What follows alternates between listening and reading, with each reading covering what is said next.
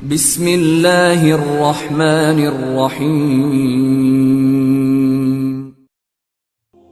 ساری حمد و ثنا اس عظیم خدا کے لیے جو بڑا مہربان اور رحم کرنے والا ہے۔ حضرت محمد صلی اللہ علیہ وآلہ وسلم نے فرمایا، اگر تم اپنے معدے کو صاف رکھنا چاہتے ہو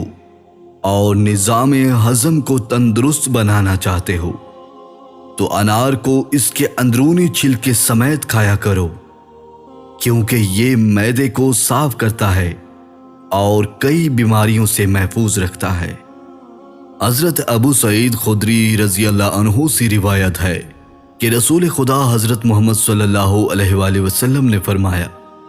کہ قسم ہے اس ذات کی جس کے قبضہ میں محمد صلی اللہ علیہ وآلہ وسلم کی جان ہے،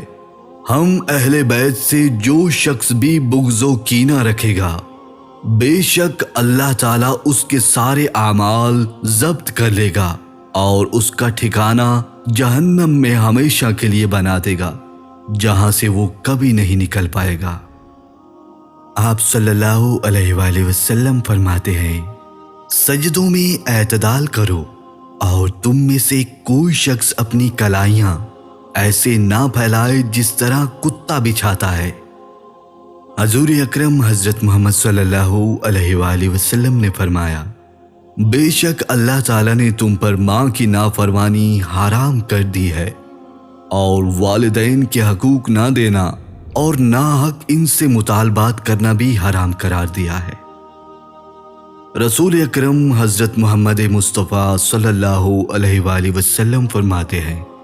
وہ شخص ہرگز جہنم کی آگ میں داخل نہیں ہوگا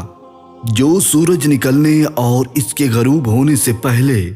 نماز پڑھتا ہے، یعنی فجر اور عصر کی نمازیں۔